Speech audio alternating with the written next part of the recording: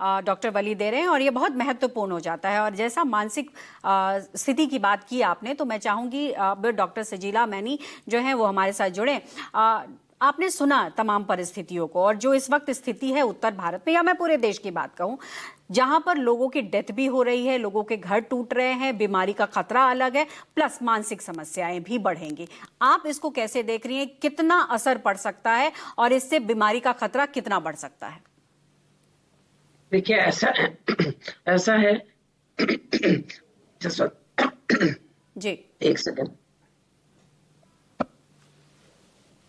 देखिए, ऐसा है पल्लवी जी, जी, ये जो बाढ़ आने की जैसे बातें आ रही हैं, चीजें आ रही हैं, अब तक तो सिर्फ बीमारी आ रही थी। जी। ठीक है, अब लोगों के जैसे सर बोल रहे हैं, वली साहब बोल रहे हैं कि लोगों के ये नहीं पता कि रात को सोए हैं तो सुबह उठेंगे तो ठीक उठेंगे कि नहीं उठेंगे। ठीक है, बीमारी अपने आप में जब आता है तो एक पोस्ट ट्रॉमेटिक स्ट्रेस डिसऑर्डर, बिल्कुल। जो एक कोई टेरिफाइंग सिचुएशन आती है तो बहुत ज्यादा एंग्जाइटी आ जाएगी। ये फिजिकल प्रॉब्लम्स आएंगी आएंगी, वो हर साल आती हैं। मुझे एक बारी एक चीज सरकार को भी बोलनी है इससे पहले, सबसे पहले, जब बारिश हर साल आती है तो उसका उसका उसका समाधान पहले क्यों नहीं करते? हम अपने ड्रेनेज सिस्टम को पहले क्यों नहीं ठीक करते? हम अब मच्छरों के लिए क्या कर रहे हैं? हम कुछ भी नहीं कर पा रहे। सरकार अपनी तरफ से बहुत ज्यादा चीजें, कोशिशें मुझे सरकार की तरफ से नजर नहीं आ रही हैं। ठीक है, मानसिक स्थिति में लोगों का ऐसा है, डिप्रेशन आ सकता है, एंग्जाइटी आ सकती है। जब सारा परिवार अगर किसी को लॉस कर दे, एक बंदे का लॉस होना घर में बहुत ज्यादा नुकसानदायक है। अगर किसी को फ्लड आ जाए, अगर कोई ऐसे जान मान के का खतरा हो जाए, इंसान का किसी का लॉस हो जाए या कोई उसका घर ही डूब जाए, तो वो किस तरीके से अपने तनाव के अंदर आ जाता है, किस तरीके से किस सिचुएशन के अंदर तो आ जाता है। डॉक्टर, यहाँ पर अगर मैं गलत ना हूं तो आप जो कहना चाह रही हैं कि जैसे राहत बचाव कार्य के साथ साथ ऐसी जगहों पर लोगों की काउंसलिंग भी होनी जरूरी है। देखिए, एक चीज होती है सिंपैथी, एक होती है एम्पैथी। राइट।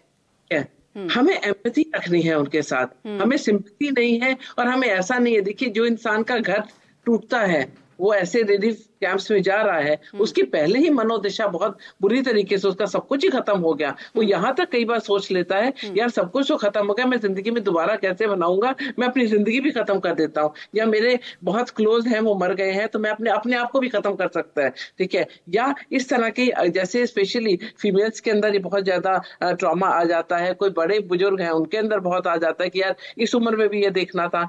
बच्चे उनके लिए आ जाता है। तो वल्नरेबल पॉपुलेशन है जिनके अंदर प्रॉब्लम्स आ सकती हैं। और जैसे कि डॉक्टर साहब ने बताया, इतनी बीमारियां, ये बीमारियां हम आज से नहीं सुन रहे, ये बीमारियां हर साल सुन रहे हैं, हर साल इस मौसम में आती है। क्यों इस पे समाधान अब तक सरकार की तरफ से आना है? डॉक्टर्स पूरी मेहनत कर रहे हैं, हम अपनी तरफ से पूरा इलाज करते हैं, पर इलाज से पहले एक चीज होती है जिसका नाम है प्रिवेंशन। उस पर क्यों हम काम नहीं कर पा रहे हैं? और यही वजह है कि वक्त के साथ साथ बीमारियों का खतरा भी बढ़ रहा है और मनोरोग भी बढ़ रहा है। बहुत अच्छा पॉइंट कहा है आपने। और इसीलिए मैं जोड़ना चाहूंगी अब डॉक्टर वंशा को, जो कि सीनियर न्यूट्रिशनिस्ट हैं एम्स दिल्ली से।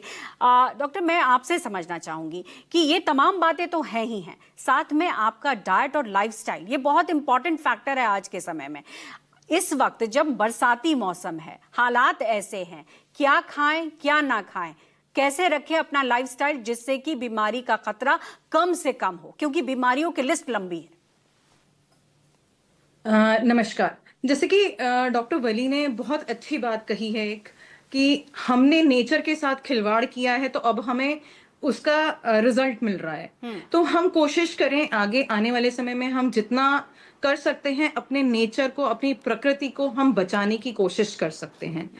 जहां बात आती है कि हमें इस मौसम में क्या खाना चाहिए क्या नहीं खाना चाहिए जो हमारे स्वास्थ्य के लिए अच्छा है, तो हम कोशिश कर सकते हैं, हमें गर्म पानी का इस्तेमाल करना चाहिए। हमें ताज़ी खाना खाना चाहिए। जो भी स्टेल फूड है, रखा हुआ फूड है, फ्रिज में रख के अगर हम खा रहे हैं, वो सारे बैक्टीरिया कंटामिनेटेड होंगे, हमें उन सबको नहीं खाना चाहिए, उनसे हमें बचना चाहिए। हर्बल प्रोडक्ट जैसे कि हम इंडिया इतना रिच है कि हमारे पास इम्यूनिटी बूस्टर के हमारे प्रोडक्ट्स हैं, जैसे कि हम इस्तेमाल कर सकते हैं। अदरक हो गया, तुलसी हो गया, दालचीनी हो गया, लौंग हो गया, इन सब का हम इस्तेमाल कर सकते हैं। हल्दी हो गया, ये सारे हमारे इम्यूनिटी बूस्टर में हेल्प करेंगे। कोशिश करें जितने भी हमारे स्ट्रीट फूड्स हैं, फ्राइड फैटी फूड्स हैं, इन सब को अवॉइड करें, क्योंकि ये हमारे एक तो पाचन शक्ति में, हमारा डाइजेशन में प्रॉब्लम क्रिएट करते हैं। प्लस हमें हमारे मानसिक संतुलन में भी कहीं ना कहीं ये इफेक्ट करते हैं। तो कोशिश किया जाए कि हम जितना अच्छा ताजी खाना खा पाए, होम बेस्ड फूड बेसिकली, उतना हमें मदद करेगा। हाइड्रेट रखना चाहिए अपनी बॉडी को, बिकॉज इस ह्यूमिडिटी में हमारी मूड स्विंग्स और ये सारी चीजें बहुत ज्यादा होता है, डिप्रेशन होता है, जैसे कि मैम ने भी बोला। तो कोशिश करें कि जितना अपनी बॉडी को हाइड्रेट रखें। सब्जियां, पत्तेदार सब्जियां का इस्तेमाल ना करें। जो भी सीजनल फ्रूट्स एंड वेजिटेबल्स हैं उनका इस्तेमाल करें। कोशिश करें अगर कहीं पे अगर आप इस्तेमाल कर रहे हैं तो गुनगुने पानी में उनको अच्छे से वॉश करके फिर उनका इस्तेमाल किया जाए। सोने से पहले कोशिश करें कि हल्दी, दूध में हल्दी मिलाकर पिएं, जो कि बच्चों के लिए प्लस अडल्ट्स के लिए, दोनों के लिए लाभदायक है। ओके।